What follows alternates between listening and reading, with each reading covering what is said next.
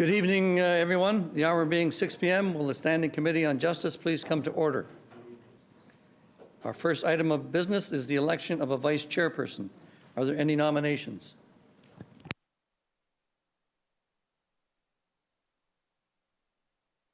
Ms. Gordon?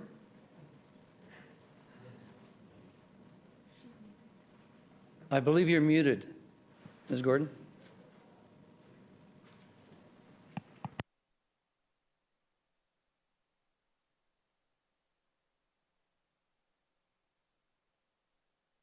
The Honourable Mr. Friesen. We may be having some trouble there technically. I would make the nomination that the member for Brandon East, can I say your name? Yeah. The member for Brandon East, Len Eastlifson, be the vice chair. Len Eastlifson has been nominated. Are there any other nominations? Hearing no other nominations, Len Eastlifson is elected the vice chair. This meeting has been called to consider the following bills. Bill number 5, the Liquor Gaming Amendment Act, Cannabis Social Responsibility Fee. Bill number 6, the Liquor Gaming and Cannabis Control Amendment Act. Bill number 60, the Liquor Gaming and Cannabis Control Amendment Act 2. And Bill number 213, the Reporting of Supports for Child Survivors of Sexual Assault Act, Trained Health Professionals, and Evidence Collection Kits. I would like to inform all in attendance of the provision of our rules regarding the hour of adjournment. A standing committee meeting to consider a bill must not sit past midnight to hear public presentations or to consider clause by clause of a bill except by unanimous consent of the committee. Public presentation guidelines. Prior to proceeding with public presentations, I would like to advise members of the public regarding the process for speaking in a committee. In accordance with our rules, a time limit of 10 minutes has been allocated for presentations, with another 5 minutes allowed for questions from committee members. If a presenter is not in attendance when their name is called, they will be dropped to the bottom of the list. If the presenter is not in attendance when their name is called a second time, they will be removed from the presenter's list. The proceedings of our meetings are recorded in order to provide a verbatim transcript.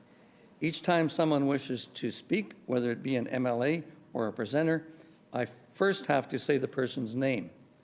This is the signal for the Hansard recorder to turn the mics on and off.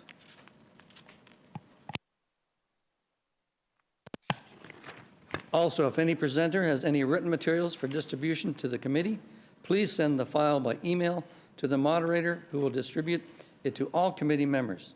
Thank you for your patience. We will now put the question to the committee. In what order would you like to consider the bills?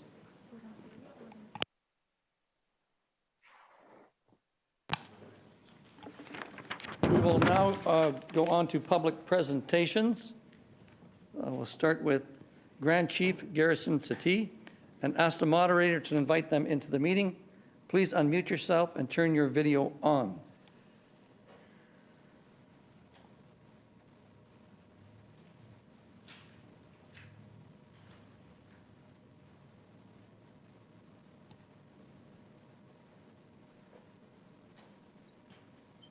Good evening, Grand Chief Settee.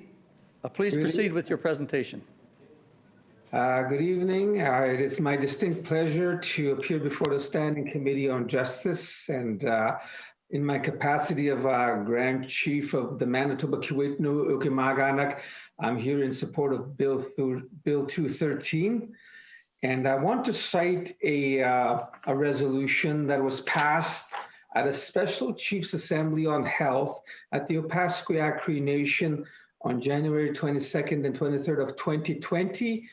And Chiefs in Assembly supported Bill 213 as it was introduced in its concept in support for sexual assault kits to be made available along with relevant specialized support systems in the North, including nursing stations.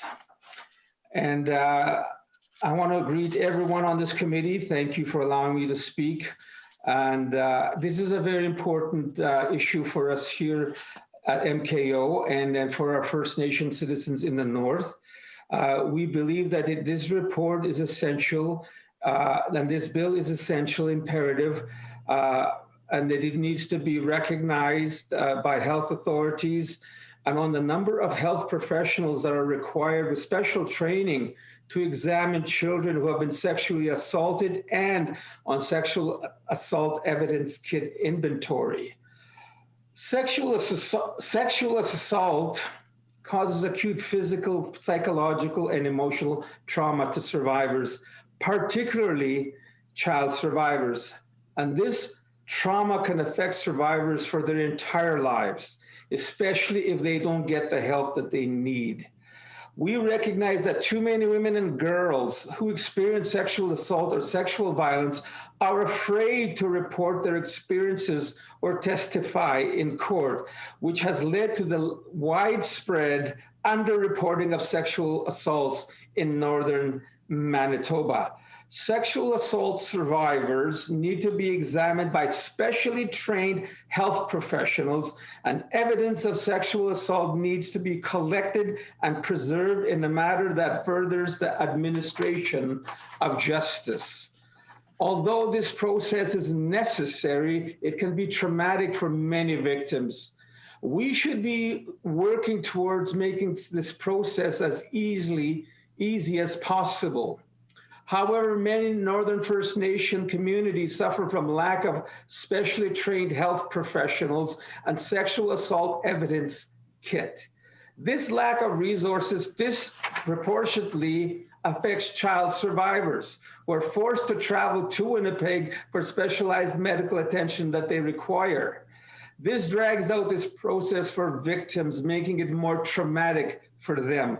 Often victims will have to fly all the way to Winnipeg without being able to take a shower until a health professional gathers DNA evidence. This is a real obstacle in finding perpetrators of sexual assault. It is already hard enough for many victims to report their assault due to fear and guilt. This lack of resources only makes more youth no longer want to report their assault after learning that they must travel all the way to Winnipeg to do so.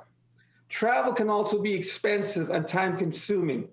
Children need someone to take them, which can be very difficult to organize when parents and guardians have to work. The purpose of this bill is to help children and young people in the northern isolated communities access crucial health care when they have been sexually assaulted. This bill will require that the minister releases annual reports that break down health authority about how many professionals there are with special training to examine children who have been sexually assaulted. And the inventory of sexual assault kits must be available. Access to health services is a right for all Manitobans, and the government must consider Northern First Nation children.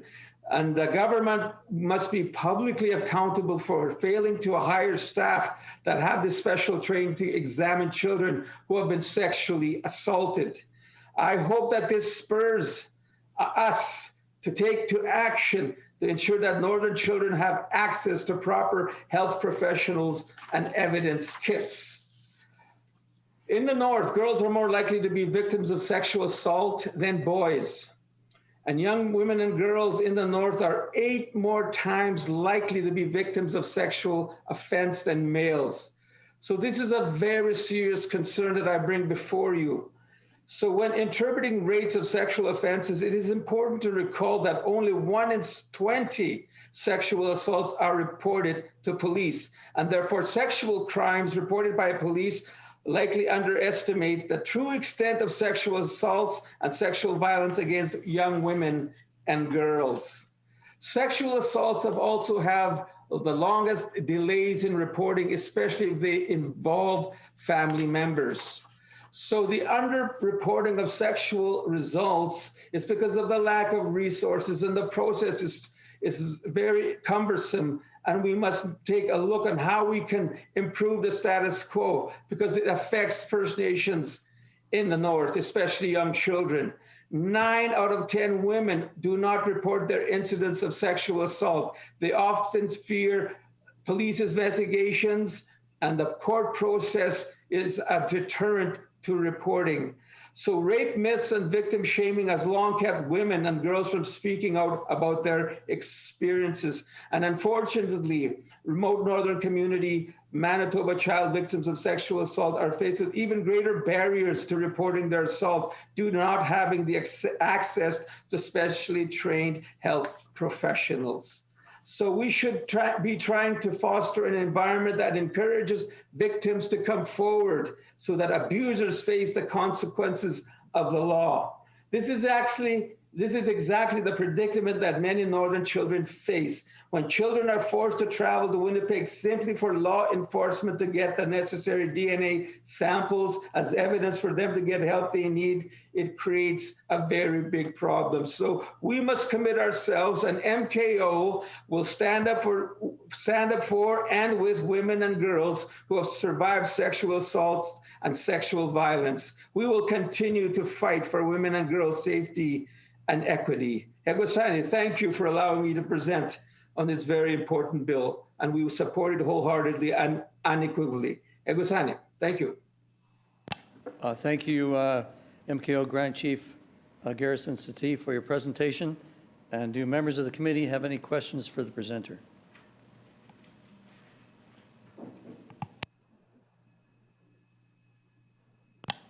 MLA Laughlin? First of all, I would like to thank my very good friend and one of the people I really look up to, Grand Chief Garrison Settee, for providing his very important voice on this bill and embracing this bill when I introduced it when we last gathered as a nation in January in Pasquia Cree Nation with MKO. So again, it's quite the honor for you to be here with me and go through this legislative process with us. Thank you. Grand Chief Settee? Thank you very much. It is incumbent upon me as a leader to defend the rights and the safety of our women and children in the North. It is something that I really, truly, and passionately support, and will continue to fight to ensure that their safety is paramount to, as an organization, it's very important to us. Thank you. The Honourable Mr. Friesen. Grand Chief, I also want to thank you for being present at committee tonight to speak to Bill 213 introduced by the member for the Pas-Cambissac. I know that you and I speak often. We are involved in several initiatives all at once to advance certain policies to help Indigenous persons in Manitoba. I thank you always for your partnership, and I know that the member for the Pas-Cambissac approached you early in this process, and I'm understanding that your support was immediate and unequivocal. So I thank you for being here tonight. I thank you for your advocacy on behalf of the member and the words that you have put on the record this evening. Once again, much thanks. You're welcome. Grand Chief Settee? Thank you so much, Minister Friesen. It's something that I believe that we can all work together because of the nature of this bill and the nature of the victims. This is something that we all wholeheartedly need to get behind. Thank you so much. Are there any other questions from committee members? Dr. Gerard? Grand Chief, thank you very much. You make a very compelling case for this legislation. What I would ask you is this: if we can get this bill passed, how many sites around the North do we have to have people who are well trained in performing the sexual assault examination? Do we need one in person in every community? That would be my desire. Grand Chief Settee? We have 26 First Nations, Honorable Mr. Gerard, and we have 26 First Nations. Yes, it is important that we have that in every clinic in the North for 26 First Nations. That's my advocacy. Thank you.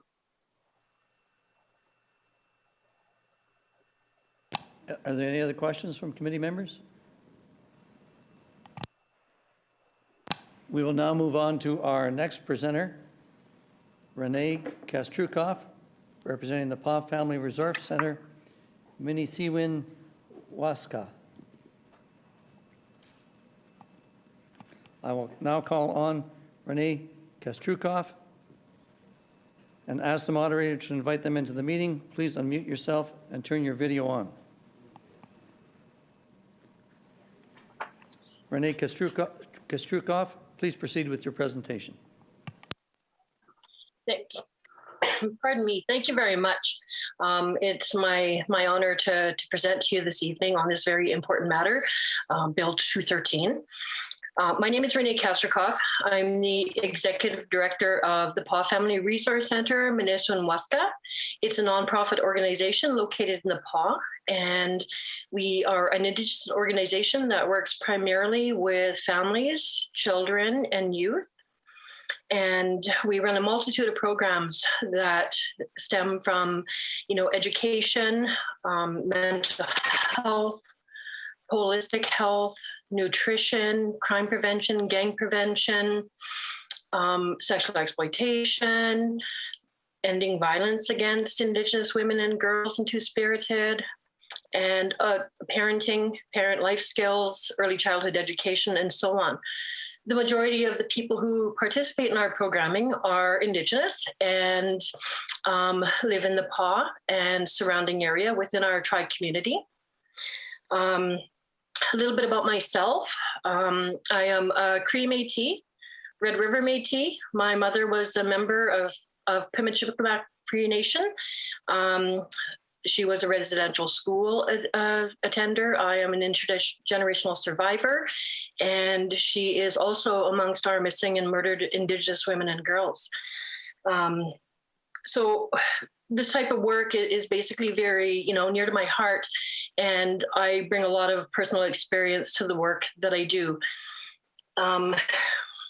When I look at our area and the people that we work with, we call them participants. We don't refer to them as clients. And we engage mainly with, a lot that live in conditions of risk. Basically, poverty is a huge one. Our riding has the highest child poverty rate in all of Canada. All of Canada, the highest child poverty rate. We also have the highest Indigenous population. We have the highest single parent population. Second highest, only just below Northern Saskatchewan. Our Regional Health Authority, I believe, has the highest teen pregnancy rate still. Our region has the greatest disparity in income.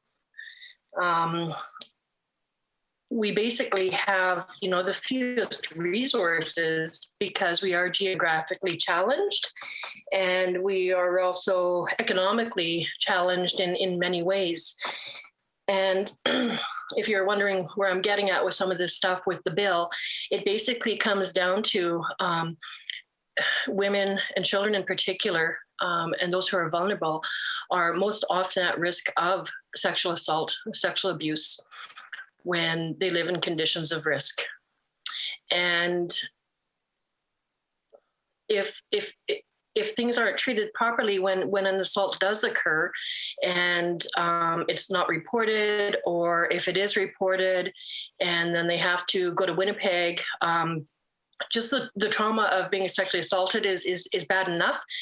But to have to, get on a plane with a bunch of people or a bus, depending on how they're going to send people, and not be able to be clean, be showered. You don't know who's taking you because you don't know if, your mom or your granny or whoever, your dad or whoever might have to take you.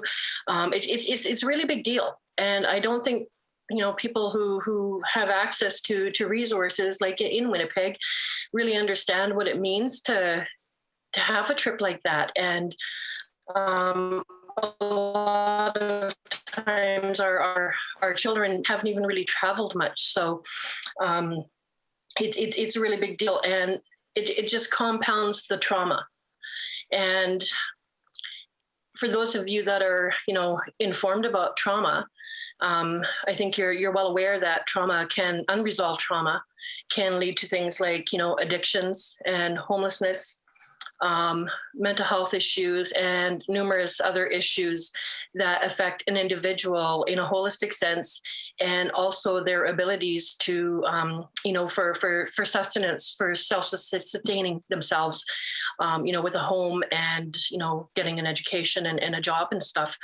And I don't know, when was the last time anybody here, drove downtown Winnipeg, and even through downtown The Pas, there are a number of people who, are frequenting the street because they don't have homes, because they don't have the ability to care for themselves or to provide for themselves because of unresolved trauma. And something that may seem simplistic in terms of if there's a sexual assault, a child or a youth can be seen at home by a professional in a professional manner with appropriate care can make will actually make a huge difference in the whole process for them, than having to add to the trauma of, going down south or going wherever it is that they have to go. And, I think emotional support, is delayed.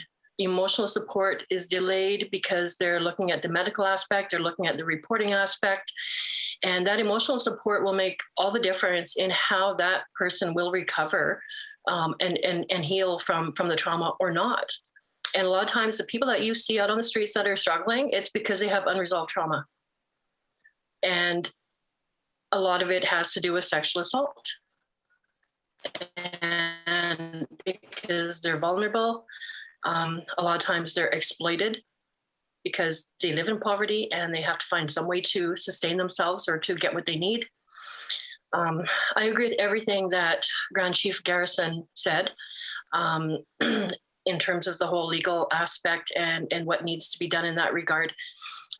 What I'm looking at basically is from, a perspective of the kids that you see downtown, the kids that you see going to school, the kids that you see on the streets, the kids that you see playing basketball or in the parks and stuff, that any of them would not have access to something as basic as care if they're sexually assaulted. It should be as basic, a need that is met as basically as if they had sprained their ankle, or, if they had hurt their head and had to go to the doctor. That type of care should be provided for all children and youth. In our region, a lot of kids, face a lot of barriers and have disadvantages, and that shouldn't be one of them. I think, anybody who's been violated shouldn't have to go through, a bunch of processes and travel and whatnot to receive the treatment. And I think we are not doing our children and youth justice if we cannot ensure that their needs are met in every aspect. And we owe it to our kids. Our kids in our region are suffering because, like I said, we have the highest child poverty rate in the country. We have the fewest resources. We have very few resources here in the Pas for children and youth. And especially for those who don't receive help that they need, especially when it comes down to physical and mental health. And I think in order to ensure that every kid has, equal opportunity and fair access, that the training and the sexual assault kits need to be provided in every northern community. The 26 First Nations communities that Chief Garrison mentioned, but also, Flin Flon, The Pas, Snow Lake, Cormorant, Moose Lake, and all the other communities. There has to be somebody, like at the hospital, the nursing station. If somebody's been sexually assaulted, they want to go and get whatever physically needs to be done so that they can go home and have their emotional needs met and try to figure out where to go from there. That shouldn't have to be a part of the trauma. So I support Bill 213 in its entirety. And I believe that it's absolutely necessary. And I believe that if we don't have something like that, then we aren't supporting our children and our youth in the North and rural areas, I guess, if there is a need there as well. And our children and youth are basically, they're going to be having your seats one day. You don't know which kids that, are going to be having your seats one day. So we want to make sure that they have the best starts in life and the best supports that we can offer them. And I know that we can do this. I know you can do this. So I look forward to seeing this being implemented. And thank you. Thank you for your presentation. Do members of the committee have any questions for the presenter? MLA Laughlin? Thank you, Renee, for joining me with this process. Again, with you too, last year, when we last gathered at the Paw Family Resource AGM at the Métis Hall in the Paw. I was glad that I had the opportunity to address our crowd there, and that's when I was talking about this bill. And you committed that you would join me and on this journey and be here with me today. So I want to thank you for that. And again, you're one of the folks in the PAW that I look up to. And thank you for joining me on this journey, Renee. Thank you. Renee Kastrikov? Thank you very kindly, MLA Laughlin. It was my honor to be here with you. And I really applaud the work that you're doing for us here in the North. And implementing this bill is so essential and so important. And I'm really grateful to the work that you've done on our behalf. Thank you. And thank you for having me be part of this. The Honorable Mr. Friesen? Thank you, Ms. Kastrikoff, for being at committee tonight to represent your community and to represent professionally and provide the context that you have tonight for members of this committee. Thank you for the information you've been able to provide about how important it is to have the right resources in place in the PAW in the northern region. So just thank you again for being present. Thank you for your advocacy, both for the MLA's bill and the proposal the first time you heard it, and for being present tonight to once again give us that context.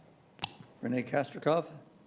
Thank you very much for your kind words, and it's been my pleasure. Thank you.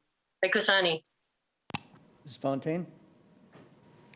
Anine, Renee, I just wanted to say miigwech for attending this evening and for supporting, obviously, our sister colleague, the MLA for the PAW. But I also wanted to just take a quick second to acknowledge your mom. You shared with the committee tonight that your mom is one of our MMIWG2S, and so I just want to acknowledge your mom. And I just want to take a quick second to acknowledge all of the critical, important heart work that you do, not only in your communities and the surrounding communities, but on behalf of all of us. That's important work, and it's hard work, and I honor you for that. Miigwech. Renee Kastrikov? Ekosani miigwech for your kind words, Emily Fontaine. Thank you so very much. And I thank you also for, the work that you do, working alongside our MLA Amanda and our other MLAs for the hard work that you do. And I know it's not easy, and I don't know how you guys do it, but I look up to all of you, and you're paving the way for the rest of us. So I thank you for that.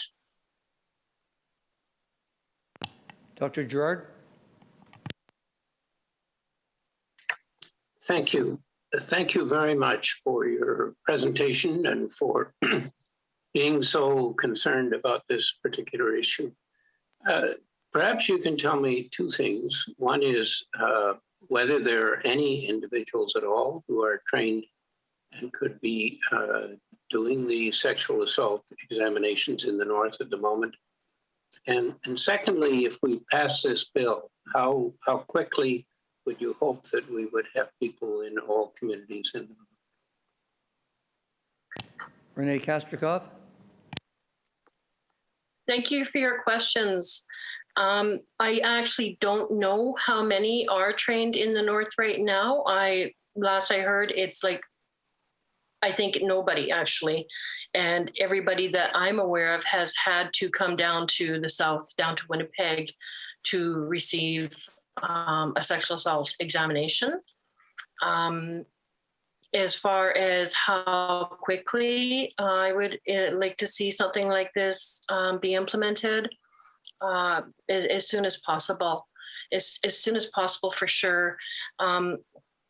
Something that might seem so simple, this step in the process may make all the difference between a 15-year-old girl being sexually assaulted, who may end up going this way and going on to complete her education and, having received the supports and stuff and go on to, becoming involved in the economy. Or it may, if those supports aren't there, all those steps along the way, she may end up being, struggling to find ways to cope. And it could be addictions and it could be other things. So it's really, really key. The first steps right after a sexual assault are so important. So the quicker it's implemented, the better, because it's happening a lot more than people are aware. So I really implore for this process to be rolled out as quickly as possible. That concludes the time we have for presentations. It also concludes the list of presenters I have before me. In what order does the committee wish to proceed with clause-by-clause consideration of these bills? Mr. Eastleson? Thank you, Mr. Chair. I would suggest or recommend, because we do have two presenters online that may still be joining us, that we proceed with Bill 213 first, and then revert to numerically with 5, 6, and 60. It has been recommended that by Mr. Eastleson that we proceed with clause by clause of Bill 213 first, and then go chronologically in order 5, 6, and 60 following that. Is that the will of the committee? Agreed. And so ordered. We will now proceed with clause by clause of Bill 213. Does the bill sponsor, the honourable member from the Keemasack, have any opening statements? Oh, yes. Ms. Fontaine? Sorry. Ms. Laughlin? Thank you to all committee members for being here tonight, and thank you to the presenters who spoke to Bill 213. The purpose of this bill is to help children and young people in northern isolated communities access crucial health care when they have been sexually assaulted. This bill is incredibly important for all Manitobans, as it requires the minister to report annually by health authority on the number of health professionals with special training to examine children who have been sexually assaulted, and also report on sexual assault evidence kit inventory. Bill 213 will increase the government's accountability and transparency to survivors, as well as to health professionals, and will inform the government how they can best invest in supports for survivors for years to come. Sexual assault causes physical, but also emotional, spiritual, and psychological traumas that survivors live with throughout their lives. Survivors need to be examined by trained professionals, and evidence must be collected in a timely manner to further administer justice. Health professionals need to be empowered with adequate reporting mechanisms and resources to support survivors in crisis. A current lack of resources also disproportionately impacts child survivors who are forced to travel to Winnipeg for specialized medical attention. It is incomprehensible to imagine boarding a plane and being away from your community when you're already going through something as terrible as an assault. By passing Bill 213, it shows we are committed to reducing sexual violence against women and girls, increasing resources in the province where necessary, and empowering the healthcare sector to complete their job no matter where they reside in Manitoba. I'd like to thank again all the committee members and presenters for providing their valuable input and participating in the democratic process. We hope that we have full support of the minister and his colleagues with the complete passage of Bill 213. Egosam. We thank the member. Does any other member wish to make an opening statement on Bill 213? The Honourable Mr. Friesen. Thank you, Mr. Chair. I want to thank the member for the Cannabis for bringing this bill forward. We were more than willing to have this bill accommodated this evening at committee. And we know how important this bill is in the province. I won't speak on content so much, but simply to say that this is an important bill that brings an important remedy. And as government members, when we became aware, we were only too eager to support the work of this member. What I will speak to just for a moment is the process, because I think in many ways this bill represents the form in which good policies should come forward. I respect the member for the Cannabis. She's in this place. Public service goes a long way back in her family. She serves her constituency with dignity and with professionalism, and you can just hear from her constituent how that respect runs two ways. And so I want to say that I watched with interest and humility to see how that member conveyed with courage across the aisle to other members the need to support this legislation. And there was never a question. There was simply good discussion back and forth. We got to see a very nonpartisan approach where everyone could come alongside and understand the merit of the bill, understand what the remedy was designed to do, and then get behind it in debate, and then see the bill through from second reading to this important committee stage. What that tells me as a legislator is it's very important to have relationships in place in this legislature so that we can transcend our differences and pass good policy that helps Manitobans. I think we can never lose sight of the fact of how important it is to have that trust and that camaraderie in this place, as different as we all are, as different as we see some issues. We need to find more opportunities to reach across the aisle. We must inculcate the relationship that makes moments like this possible. And I'll only say this to conclude, that I had the great privilege of being present on the day when this was debated in second reading, and I got to tell you, that was profound, just to be present that day and to hear this member speak and to hear other members speak. That was moving. And it was good because those stories, as shared by members, helped to inform our understanding in the legislature of the timeliness, the urgency of this. So that was a debate that I will cherish. It was meaningful. I was humbled to be able to be witness to that proceeding. It is with full support. It is without reservation. I know I have spoken to numerous ministers and members today, and that member should know that she has full support to bring the changes that she first saw and commended to this legislature for changes. We are only too happy, all of us, to see this bill tonight through to this stage. We will bring, with the support of committee, one small change that would be designed tonight to see this enacted even quicker. And the member for the Cannabis is aware of the change that's coming.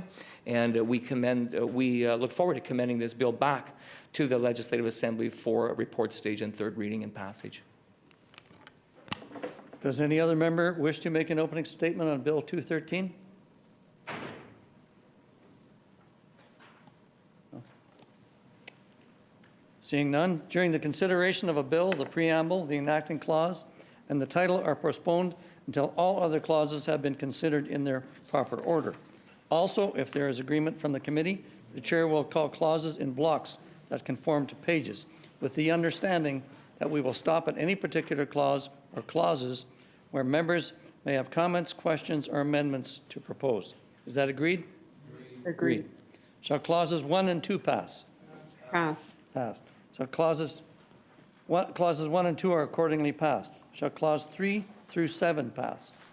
Pass. Clause 3 through 7 are accordingly passed. Shall clause 8 pass? Pass. I hear a no.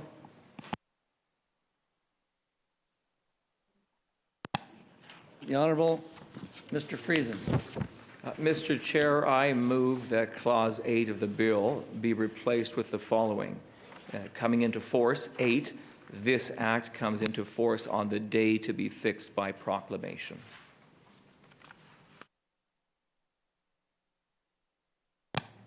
It has been moved by the Honourable Mr. Friesen that Clause 8 of the bill be replaced with the following, coming into force. This act comes into force on a date to be fixed by proclamation. The amendment is in order. The floor is open for questions.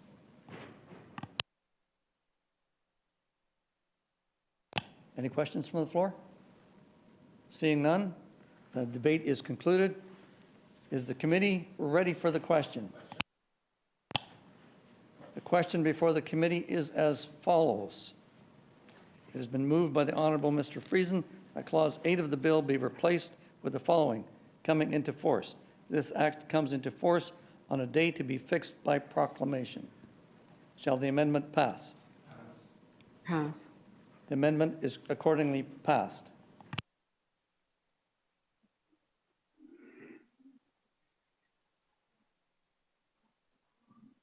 Shall Clause 8 pass as amended? Pass. Pass.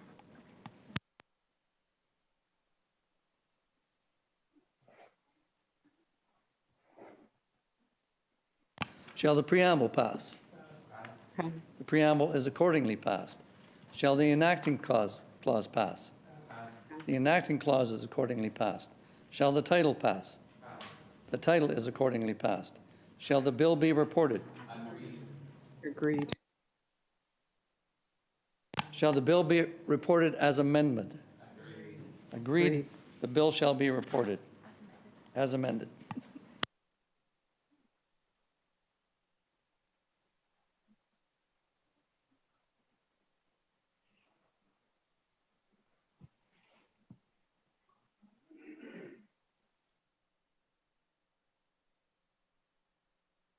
We will now move on to Bill 5.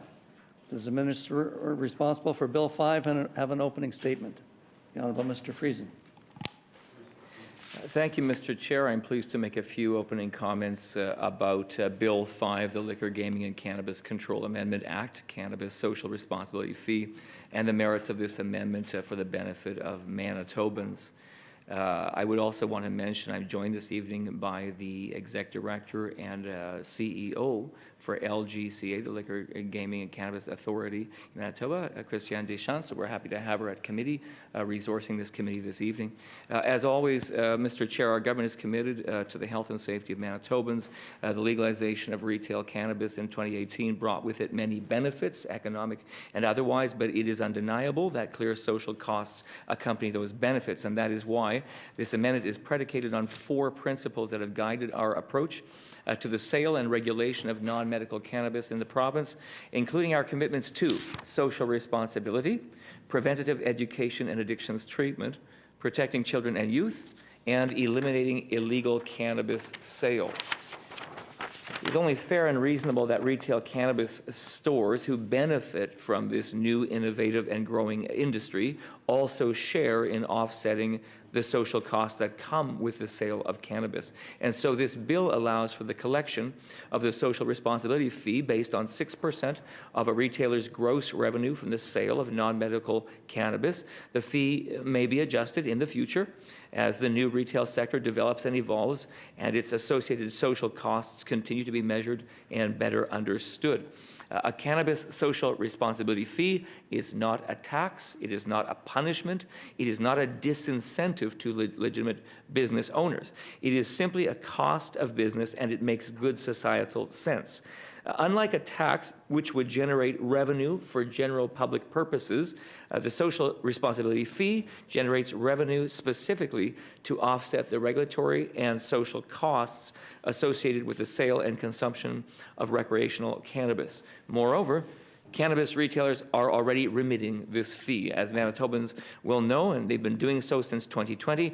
Right now, this requirement is in each of the retailers' agreements with the province. That makes it difficult for industry to be assured that this is a fair cost for all players. So by embedding the requirement in legislation, the bill provides transparency and consistency for cannabis retailers in terms of their fee payments. As such, the bill not only protects the public by generating revenue to offset the cost of this legal industry, it also protects the industry from arbitrary fee adjustments. I'm proud to support the amendment as a way to protect both the public at large and cannabis retailers in a way that makes good, sound economic sense and in a way that meets our collective obligation to act in a socially responsible manner. Thank you, Mr. Chair. We thank the Minister. Does the critic from the official opposition have an opening statement? Ms. Fontaine. Miigwech. Bill 5 requires cannabis retailers to pay a 6% social responsibility fee on all gross revenue except for on medical cannabis sales. Cannabis has been legal in Manitoba for well over a year now, and yet the Pallister government continues to report little of their net income from cannabis sales. The NDP are worried that they are either A, hiding these revenues, or B, they are running the public business into the ground, or C, they've deferred it, which would mean that they have to provide an explanation for the plans for this income. It's important to note that there is no mention of cannabis in the 2019-2020 public accounts. And it begs the question whether or not the Pallister government is hiding something in respect to this revenue. We know that states in the U.S., such as Colorado, which is 4 times as big as Manitoba, have reported net incomes of over $200 million from cannabis sales, yet the government claims to have lost money on cannabis in 2018-2019. And MBLL's most recent report pegs the net income at $7 million.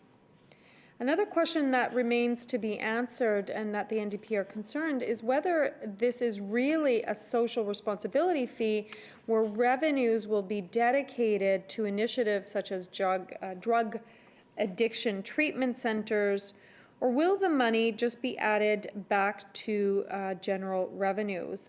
And so the question remains, if it is, then we should just call Bill 5 what it is, and that is a tax.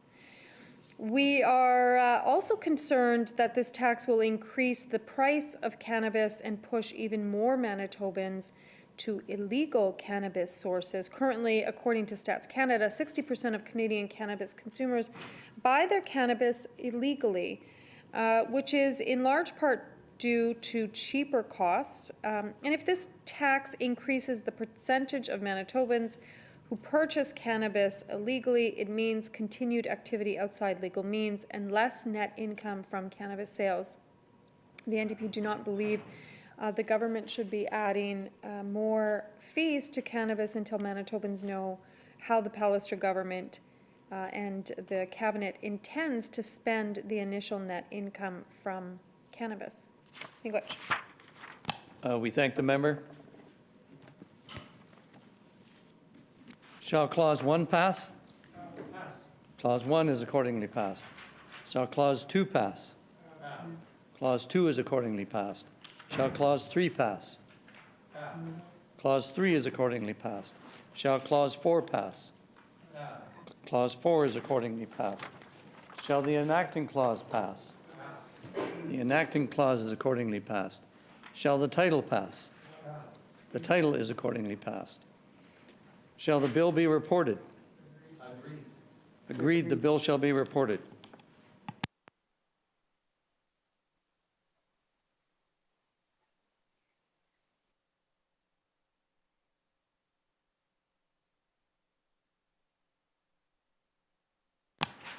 We will now call Bill 6. Does the minister responsible for Bill 6 have an opening statement? The Honourable Mr. Friesen. Mr. Chair, I'm pleased to speak this evening about Bill 6, the Liquor, Gaming, and Cannabis Control Amendment Act, with respect to the prohibition on public cannabis consumption. Manitobans expect our government to legislate with the public's best interest in mind. Bill 6 serves as an important legislative amendment that takes into consideration the health and safety of consumers of cannabis and the health and safety of the general public. Bill 6 proposes to prohibit the consumption of, in public of all forms of non-medical cannabis products as defined federally under the Cannabis Act. With this legislation, it would be a summary offense to consume cannabis in public, whether cannabis is eaten, ingested, smoked, or vaped.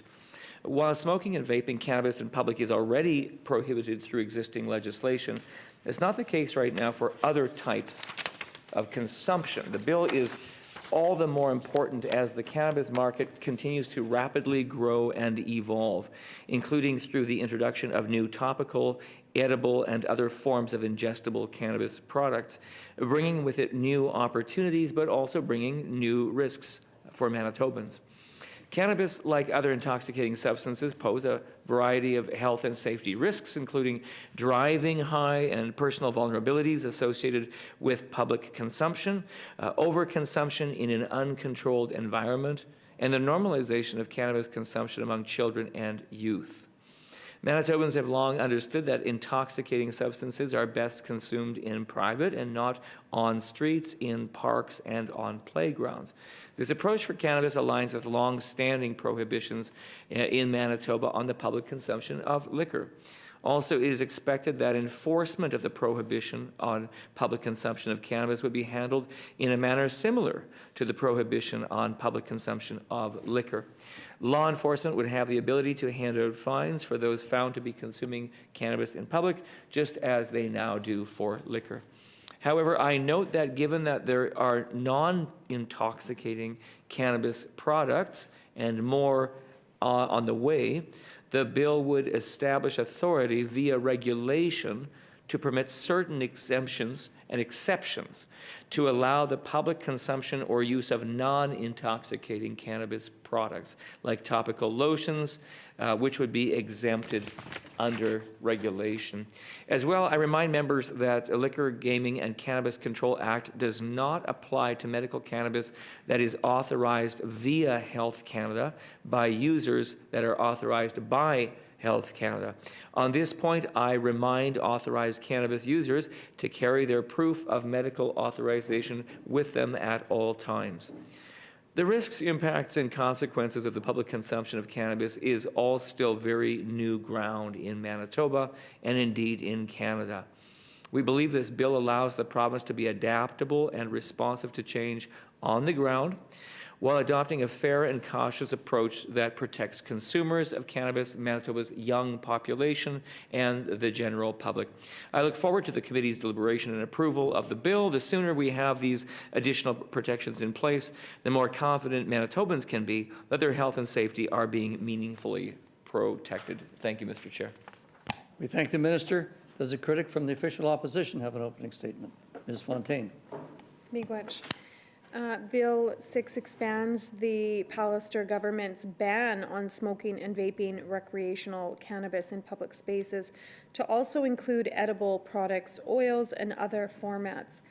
Manitobans expect that provincial rules around cannabis will be fair for all businesses and prices will be competitive. Manitobans want to see progressive legislation like has been introduced in other jurisdictions. Cannabis edibles provide a significant opportunity for entrepreneurship with Manitoba small businesses, but there is a lack of clarity of how the Pallister government plans on allowing the sale of edibles to all businesses that may be interested. The Pallister government is spending time creating restrictions and enforcements surrounding cannabis and edible use. But it is certainly unclear how all of this will be enforced. It is nearly close to impossible for officials to identify who is taking edibles in public and who is not. They are introducing this law in the midst of a pandemic when they could be spending time investing in healthcare, education, and supports for Manitoba families. The Pallister government has already taken a very heavy-handed approach against cannabis and edibles, and restricting where people can smoke and consume products. The restrictions in this bill are unlikely to show the results that the Pallister government thinks it will. It is difficult to enforce provisions on cannabis consumption, so perhaps we should be using existing tools such as provisions for public intoxication rather than creating unenforceable provisions. We believe that the public education for those who use cannabis is essential. If people have all the information they need, it equips them to make safe and responsible choices. Miigwech. We thank the member. Shall Clause 1 pass? Pass. Clause 1 is accordingly passed. Shall Clause 2 pass? Pass. Clause 2 is accordingly passed. Shall Clause 3 pass? Pass. Clause 3 is accordingly passed. Shall Clause 4 pass? Pass. Clause 4 is accordingly passed. Shall Clause 5 pass? Pass. Clause 5 is accordingly passed. Shall the enacting clause pass? The enacting clause is accordingly passed. Shall the title pass? The title is accordingly passed. Shall the bill be reported? Agreed. Agreed, the bill shall be reported.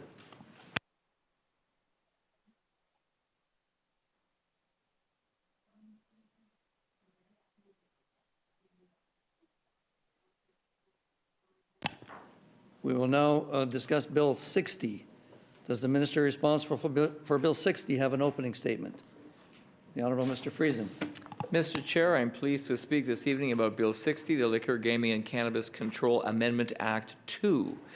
Bill 60 provides an improved regulatory model that better serves the needs of Manitobans by reducing red tape, mitigating risks that impact businesses, improving compliance with existing regulations, and meeting the growing and changing needs of the public. The legislation will amend the Liquor, Gaming and Cannabis Control Act in 3 beneficial ways. First, the bill creates a new modern license category that allows third-party companies to deliver liquor and cannabis on behalf of existing liquor retailers, servants licensees like restaurants and lounges, and retail cannabis stores.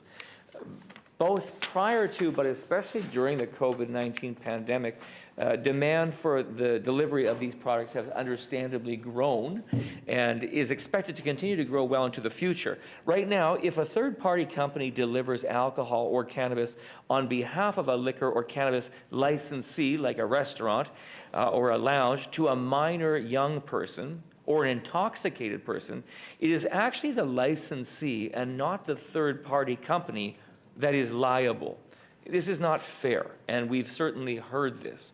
It places the entire risk of non-compliance on the retailer or restaurant rather than on the third-party delivery company. This bill rightly shifts the accountability for responsible service and delivery to the delivery company itself. It ensures that third-party delivery companies are licensed and trained to deliver liquor and cannabis so that they understand and comply with the legal requirement not to deliver to people who are underage and not to deliver to people who are intoxicated. Second, the bill significantly enhances the LGCA's enforcement capacity by allowing for the proactive testing of a licensee's compliance, as opposed to simply waiting for an opportunity to catch someone in the act. Bill 60 permits the LGCA to hire minors and young persons aged 16 to 19 years old. These individuals would work with LGCA inspectors to attempt to purchase regulated products like liquor and cannabis in order to monitor a licensee's compliance with prohibitions for underage sales. Now, I want to emphasize that all of this would be carried out under the watchful supervision of an LGCA inspector. I know that there was a lot of interest in this particular part of the bill and this amendment at the second reading stage, and that is fair, but I wanted to make sure to underscore the safety of this exercise. It is safe, it is legal, it is appropriate, and it is a time-tested approach that has been successfully rolled out in other provinces. Now, some in second reading expressed concerns that the approach somehow amounts to entrapment. The member for River Heights had raised this issue. I do want to assure that member, all members of the House, and the public that this is not the case. Entrapment strongly conveys that people are being tricked and that efforts would be made to trick a person or somehow find an issue of compliance where none legitimately existed. Rather than that, this is a tool to enforce prohibitions that have already been clearly established and that licensees are already expected to comply with. So moreover, entrapment is inducing someone to commit a crime, which clearly this bill does not do. Responsible licensees who keep Manitobans safe, who do not sell to underage or intoxicated people, will not have any issues here. This is no more entrapment than a server in a restaurant checking for ID would be considered entrapment. I also want to indicate that similar programs have been employed in other provinces in Canada with success, including in BC and Saskatchewan. These examples highlight how these types of enforcement strategies are effective in identifying illegal sales of regulated products to minors and young persons, and also how enforcement can work to reduce incidences of non-compliance. I would want to make clear, is this the only way that the LGCA inspectors will be testing for compliance? Of course not. Is it one more important tool that needs to be available to them to enforce? We believe it is. Finally, number 3, Bill 60 removes the requirement for liquor marketing representatives who provide liquor samples at retail stores to register with the LGCA. This is an old convention, and eliminating the liquor marketing representative's registration requirement just reduces red tape for an activity that does not pose significant risk to public safety. Our government is committed to protecting the health and safety of Manitobans while providing greater consumer choice when purchasing regulated products. Bill 60 supports this objective. It will ensure Manitoba's regulatory framework for liquor, gaming, and cannabis better serves Manitobans. I also just wanted to add, for the purpose of the committee, I wanted to underscore again, LGCA would not hire children. Minor agents would only be hired who are 16 years old and older. And I also wanted to mention to the committee, because I did not have a chance to do so in second reading, that in other jurisdictions like BC, it was determined that in 2015 in BC, nearly 40% of attempted liquor purchases by minors resulted in a sale. That number dropped substantially where these efforts were brought in, these monitoring and compliance efforts to use minors to test for compliance. That number there dropped from 40% to 10% in just 4 years. That example demonstrates that such programs both enhance compliance and deter non-compliance. I look forward to the passage of this bill this evening with the support of the committee and the debate at third reading. We thank the minister. Does the critic for the official opposition have an opening statement? Ms. Fontaine. Bill 60 amends the Liquor, Gaming, and Cannabis Control Act in a variety of ways. A license from the Liquor, Gaming, and Cannabis Authority of Manitoba is required to deliver liquor ordered from licensed premises or a liquor retailer and cannabis ordered from a cannabis store. A license is not required if employees of these businesses make deliveries directly to customers or if a person is making a delivery is exempted by regulation. The authority may now employ or retain minors and young persons to help determine whether persons licensed under the Act are contravening rules that prohibit certain conduct involving minors or young persons. Minors will be sent into cannabis stores to try and illegally purchase cannabis in order to ensure that vendors are not selling to underage customers. The Pallister government was elected in 2016, and the current federal government was elected in 2015 on a platform that included the promise to legalize the sale and consumption of cannabis. The Pallister government therefore had plenty of warning that cannabis was going to be available for sale in the near future. Instead, they are only now introducing this legislation to crack down on underage cannabis sales 2 years after the sale of cannabis has been legal in Manitoba. There is not enough detail in Bill 60 on what minors in question will be doing as part of their employment. It's not clear whether minors will be sent into cannabis and or licensed liquor vendors to purchase products illegally and or whether they will be purchasing cannabis and alcohol via the delivery services also introduced in this bill. Miigwech. We thank the member. During the consideration of a bill, the enacting clause and the title are postponed until all other clauses have been considered in their proper order. Also, if there is agreement from the committee, the chair will call clauses in blocks that conform to pages, with the understanding that we will stop at any particular clause or clauses where members have comments, questions, or amendments to propose. Is that agreed? Agreed. Shall clauses 1 through 3 pass? Clauses 1 through 3 are accordingly passed. Shall clause 4 pass? Pass. Clause 4 is accordingly passed. Shall clauses 5 through 9 pass? Clauses 5 through 9 are accordingly passed. Shall clauses 10 and 11 pass? Clauses 10 and 11 are accordingly passed. Shall clause 12 pass? Clause 12 is accordingly passed. Shall clause 13 pass? Clause 13 is accordingly passed. Shall the enacting clause pass? The enacting clause is accordingly passed. Shall the title pass? Pass. The title is accordingly passed. Shall the bill be reported? Agreed. The bill shall be reported.